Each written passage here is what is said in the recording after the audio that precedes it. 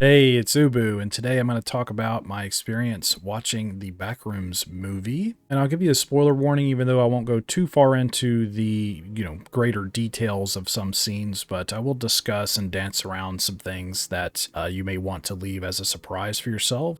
So keep that in mind with my review today. And I'll be honest, I didn't know what to really expect going into this. I am an avid enjoyer of Backrooms as a concept and all the games and everything that's been inspired by it. I've played, several liminal space games on my channel and some Backrooms games, of course, and I might not be like a complete sleuth when it comes to Kane Pixel's vision of the Backrooms, but I am familiar with it to a degree. So going into this, measuring my expectations like I try to do with everything, and just from the marketing and everything that I've seen, I was really excited, but like I said, I was going into it kind of level-headed, and I didn't really know how they were going to necessarily convey such an abstract concept into, a movie that's not even 2 hours long, give or take. And I will say I was pleasantly surprised. I thought this movie was actually really good. I have a couple of nitpicks here and there, of course, like no movie is perfect, but this being Kane Pixels or Kane Parsons' first, big debut of making his own movie like this, I thought he did an excellent job.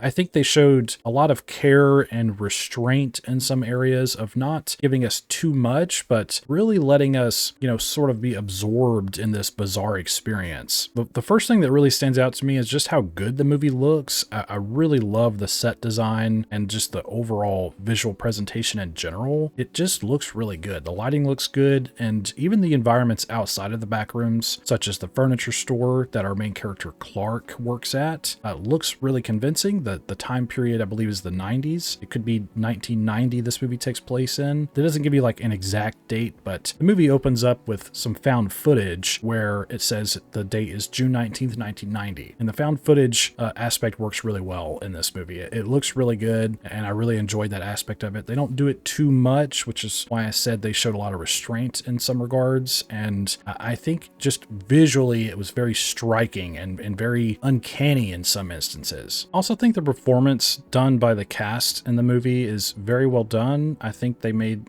some excellent choices with their casting, and I really like the acting. I think they did a really good job. Very convincing. Now, there might be some issues with the dialogue in a couple of places, but nothing that really takes you out of it or ruins the experience. It doesn't really hit you all that well as some of the other dialogue does. As I mentioned, the movie opens with some found footage of someone who works for Async finding themselves trapped in the back rooms in some capacity. They're trying to find their way out. But we hear something in the distance, something just off camera, lurking in the shadows. And this person in the film is super panicked. They're trying to find their way out. They describe maybe going too far. They're not familiar with the area they're in.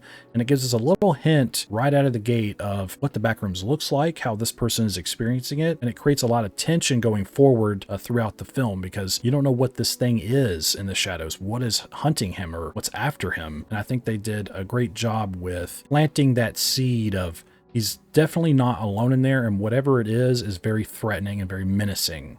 And then as the movie continues on, we're introduced to the main character, Clark, who is someone who's recently gone through a divorce and is struggling with how to handle that. They live at the furniture store they work at, and they have a lot of pent-up aggression, and they're not able to be accountable for the problems they've had in their relationship previously. And his therapist's name is Mary. They have some discussions early on in the film, and you get to know them a little bit just from their back and forth. They do a little bit of role playing of her playing as his wife and him playing as himself, and sort of recreating the penultimate argument that basically ruined the relationship forever. And I think they did some decent character building with that. It just sets the tone really well. The movie is very restrained, like I've said before. They really try to let the characterization sort of breathe and sort of meander its way through a little bit. There's not too much thrown at you right out of the gate. It's just letting you settle in a little bit. I think sort of letting your guard down as these characters are having conversations between each other. And then it cuts to him going to work and doing some paperwork. And eventually an electrician shows shows up to the furniture store, and he's having issues with weird power fluctuations and stuff in the store at night, and he doesn't understand why. So eventually one night he's had enough. He goes down to the breaker box and he's taking out his aggression on it, flipping all the switches off, and then he notices on the wall a little bit of light peek through. And that's when he finally approaches the wall, puts his hand up to it, and he falls through to the other side. And I really like this scene of him falling into the back rooms. It's just like throwing the audience in with him of this bizarre place. He doesn't understand it. He's totally baffled by it. Like, what in the world? Like,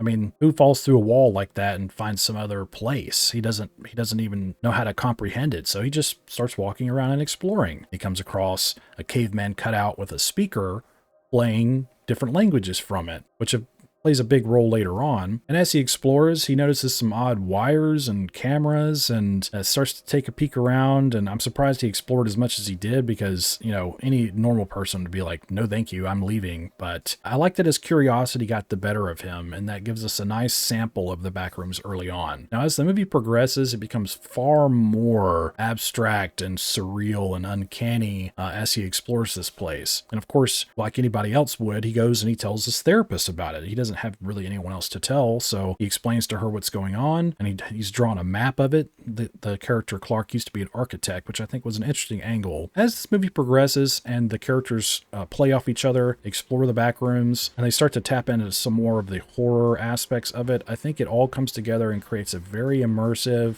and very unsettling experience. And I'm genuinely surprised by how good this movie was. Like I said, I do have some nitpicks here and there, mostly regarding some dialogue. And there was one instance too where they're using a camera. His co-worker's boyfriend, they all go into the back rooms together, and as he starts filming and they're talking, something about the audio and the way the dialogue sounds doesn't necessarily, I think, match that kind of recording. There's something about the dialogue feeling disconnected from the camera itself. I don't know how else to explain that. Like I said, it's a little nitpick where it just sounds like, hey, over here. It's like, all right, let's go look around. I don't know. Something about it was weird, but like I said, not a big deal. But I think there's just so many memorable shots of the camera going down through different floors, some very surprising events that happen, and what's discovered and who else is down here, and just the overall concept of this place remembering the world, but the more it remembers, the less it does. And one of my favorite lines from the movie, which I think actually encapsulates everything pretty well, even for someone who's not familiar with the Backrooms especially, is that it's as though you're describing something like a dog to someone who's never seen one and then asking them to draw it. That's kind of how the Backrooms is presented, where it's almost like a jumbled mess, an illogical combination of memories, where you see things that look familiar at first glance, but as you approach them and, you know, look at the finer details, there's something really off about them.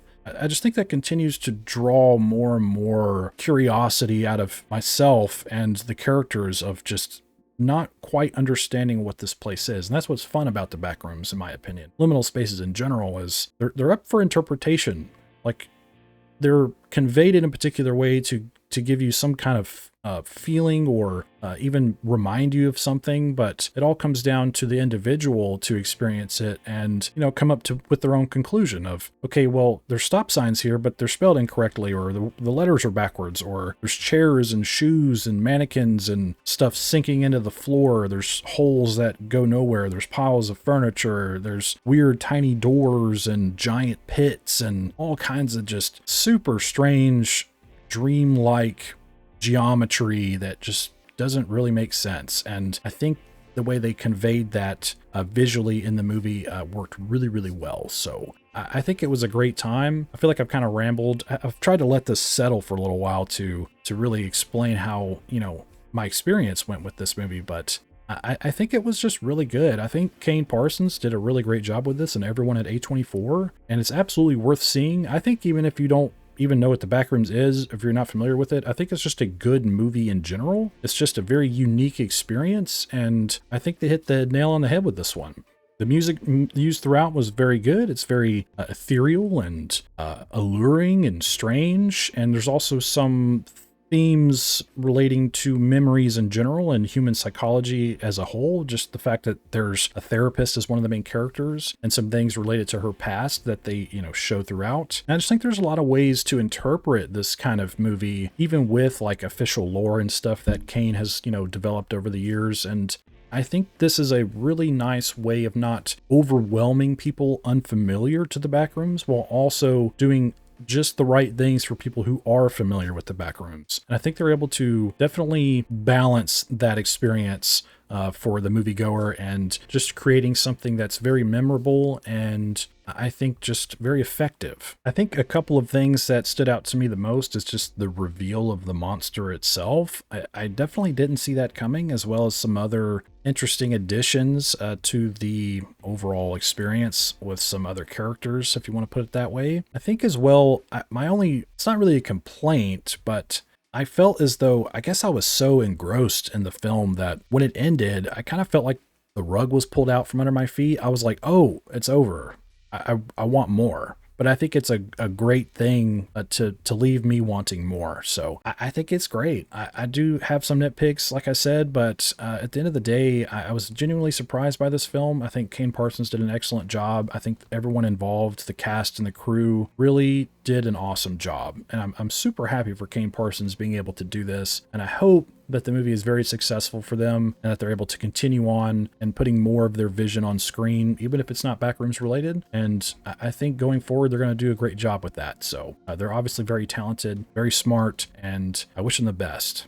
So I highly recommend you go see the Backrooms movie for yourself, even if you're not familiar with what the Backrooms is. I think you'll have a good time. Like I said, though, it's very abstract, it's very surreal. You have to really open your mind up to it and just interpret it in your own way. And not everybody will see it the same way, and that's okay. But these are just the kind of movies that are definitely worth seeing in theaters. This is something that you should go see on the big screen and just sit down and just let it happen. It's just that cool to experience. And sorry if my thoughts today were a bit jumbled. I didn't really go through too much of the details. I was trying to dance around that as best as I could. I hope I've convinced you to go see it for yourself because, like I said, I think it's definitely worth seeing. And kudos to Kane Parsons and the crew and everyone at A24 yet again. I think you did an awesome job with this, and I'm very glad I went to go see it.